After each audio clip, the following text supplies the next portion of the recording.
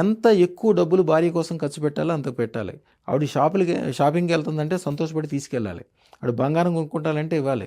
నేను అందంగా ఉంటానంటే 10 చీరలు కొనివ్వాలి. నువ్వు ఎంత ఎక్కువ భార్య కోసం ఖర్చు పెడితే, భార్య అంటే లక్ష్మీదేవి. లక్ష్మీదేవికి ఆవిడేమో పూలు పెడితే మీరు డబ్బులు పెడుతున్నారు. మీరు భార్య కోసం మీరు ఎంత ఎక్కువ ఖర్చు పెడితే ఆ ఇల్లు అంత గొప్పగా ఉంటుంది. ఎందుకునో తెలియదు. ఎంత రెగ్యులర్గా నేను ప్రాక్టీస్లో కూడా చూస్తాను ఇప్పుడు. సో ఇలా ఎవరైనా ఇబ్బందులు ఉన్నాయనంటే గనక మన దగ్గరికి అదృష్టం వచ్చి అదృష్టతనం పెట్టుకుంటే, చెడు జరిగి విడిపోయి కుటుంబ కలహాలు వచ్చి కుటుంబాలు పాడైపోవటానికి కారణానికి 1,00,000 కారణాలు ఉన్నాయి.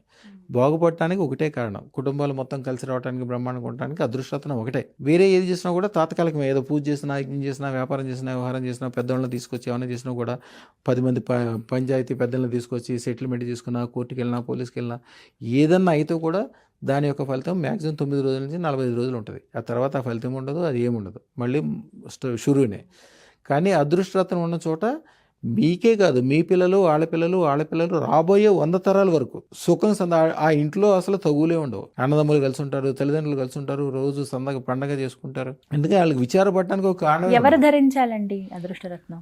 అందరూ ధరిస్తే మంచిదమ్మా. 100%. ఇంట్లో 10 గదులు ఉంటే 10 గదుల్లో 10 లైట్లు వేసుకుంటాం. అసలు అవకాశం లేనప్పుడు కరెంట్ పోయిందనుకో, ఒక లైట్ అయినా వెలిగించుకుంటాం.